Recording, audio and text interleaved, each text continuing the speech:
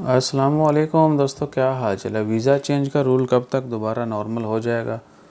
तो यार माइक बड़ा पा रहा है यार, लाइट भी जो है ना थोड़ा इसका मोड, हाँ ये मोड ठीक है। ये कमेंट है जी वकास भाई का ही कमेंट है और वकास नु कमेंट कर रहे हैं, चेक करो। ठीक है जी, और इनका कहना है, चलो वापस आ जाओ। वकास भाई, विजिट वीज़ा से वर्क चेंज करने के लिए पहले वाला सिस्टम कब तक उम्मीद है। और भाईजान इसकी उम्मीद मैंने नीचे आपको बता दी है और एक्सपेक्टेशन जो है ना वो कुछ जल्दी की नहीं है, ठीक है। सो अल्लाह ताला खैर करे। इवन के जो इन्वेस्टर्स हैं ना उनके लिए भी सेम कानून है। बहुत सा सिर्फ फैमिली के लिए मुश्किल नहीं है, बाकी सब के लिए जो है ना वो आहो। अगर कोई इन्वेस्टर है विज़िट के ऊपर इधर है ऑलरेडी, उसने कंपनी बनाई, उसको इन्वेस्टर वीज़ा चाहिए अपना, तो भी उसको इन आउट करना पड़ रहा है, ठीक है ना। सो अब ये कब तक चलेगा वल्लाहु आलम, लेकिन ग्राउंड रियलिटी जो है ना वो कुछ फ़िलहाल साजगार नहीं है इस मामले में। और जो बांग्लादेशी दोस्त अब आप कमेंट करते हैं कि उनके लिए पाबंदी कब ख़त्म होगी, तो भाई अभी तक वो भी कोई यानी शनीद नहीं है उसकी, बल्कि यूएई में पाकिस्तानियों के वीज़ा बैन के मतलब आपको पता चल चुका होगा, हमने भी वीडियोस डाल दी थी, इंफॉर्मेशन शेयर कर दी थी, वो भी जूं का तूं है। और अच्छा एक और चीज़ चल रही है यूएई में पाकिस्तानी के वीज़ा बैन की। वो कहते हैं जी अभी वो सिर्फ जो सर्टिफिकेशन वाला सिलसिला नहीं हुआ है, वो सिर्फ 20 अजला के लिए वो भी सेम है। नहीं, ऐसा नहीं है।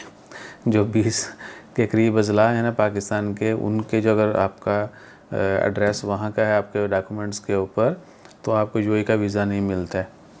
एरिया वाइज भी जियोग्राफिकली भी उन्होंने पाबंदियाँ लगाई हुई हैं। और अब ये जो पाबंदी लास्ट टाइम लगी है नवंबर के एंड पे, ये दिसंबर का फर्स्ट वीक चल रहा है। आज छः आज क्या है, आज 4 दिसंबर है जब आप वीडियो देख रहे हैं, और सोमवार का दिन है, ठीक है जी। अभी जो नई पाबंदी लगाई है नवंबर के एंड पे, वो है कि दुबई में वो सिर्फ उन लोगों को वीज़ा देंगे जिनके पास कोई डिग्री होगी, और वो भी अटेस्टेड होनी चाहिए।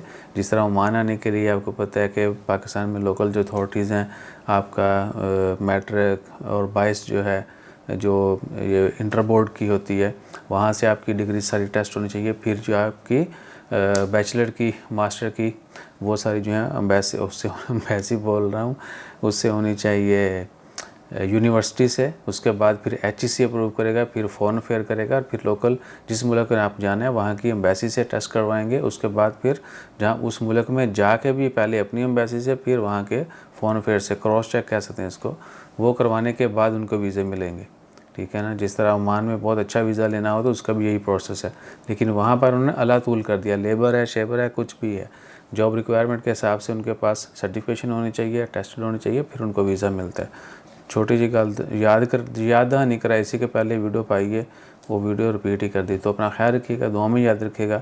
और ऑडियो की क्वालिटी का बताइएगा। वीडियो को तो इसमें मज़ीद इम्प्रूव किया जा सकता है, थोड़ी लाइटिंग वाइटिंग, और कैमरा थोड़ा टेढ़ा भी पे इंज करके जिधर मेरी तो होने जाती है उधर कैमरा है।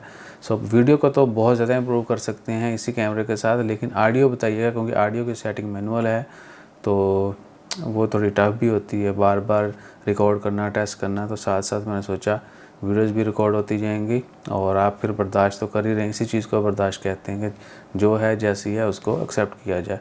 अपना ख्याल रखिएगा, ऑडियो के मतलब ज़रूर बताइएगा। और वीडियो में अगर आप चाहते हैं कि मज़ीद थोड़ी क्वालिटी हो, या फिर लाइट वाला फ़िल्टर चढ़ाना हो, कोई दूसरा लाइए तो ज़रूर दसाइए। जज़ाकल्लाह, अल्लाह हाफिज़।